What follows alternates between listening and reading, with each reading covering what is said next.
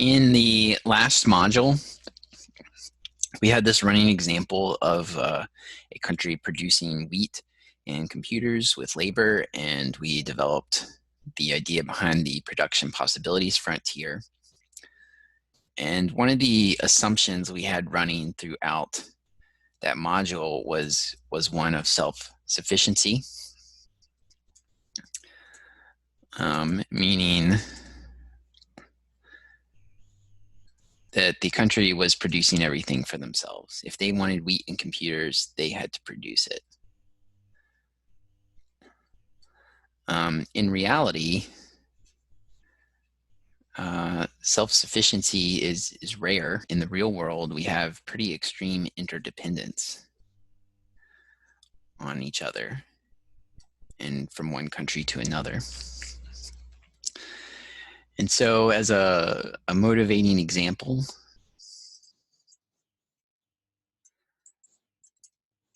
consider what it takes to produce a pencil.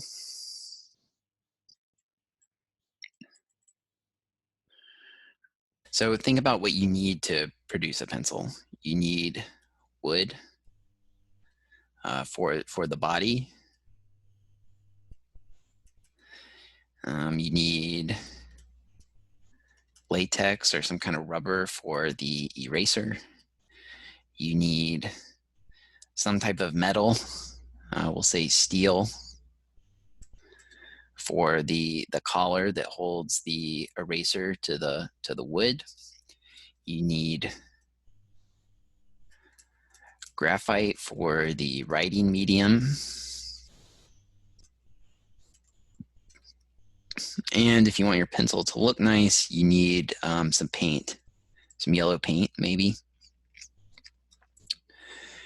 And so if you couldn't buy any of these things, think about how much effort you would have to go through to get them, right? Wood, you're going to need to chop down a tree and shape it into a pencil shape. Latex, you're going to have to probably travel to South America and find a latex tree.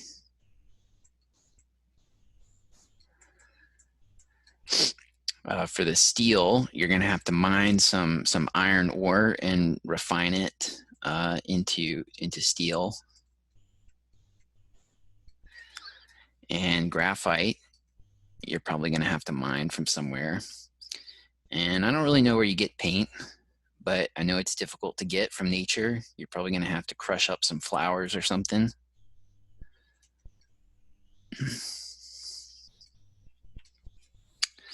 So we've got at least one plane ticket here in traveling to South America. We've got to chop down a tree and process it.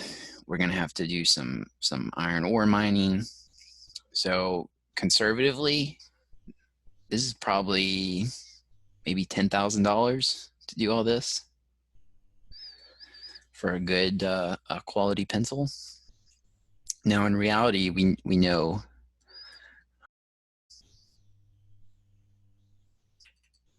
a pencil costs maybe 25 cents, which is maybe a few minutes of labor at minimum wage. So obviously, pencils are much cheaper than the $10,000 if we were producing it ourselves. And right, so the point is that there are large gains from trade to be had.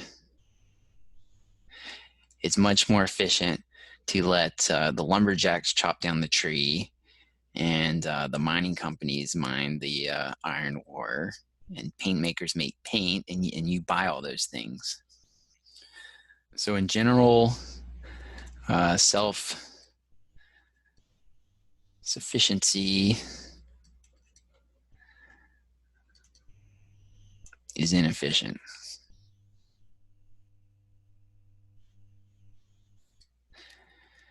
And in interdependence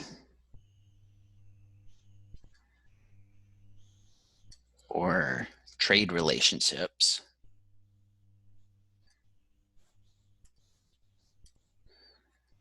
are efficient. And by the way, this argument about the pencil is from an essay called I Pencil by Leonard Read. So this is the motivation for this module. It's why we want to study trade, because obviously trade makes the world much more efficient. And so in the next lecture, we will really dive into what makes trade possible and where these gains come from.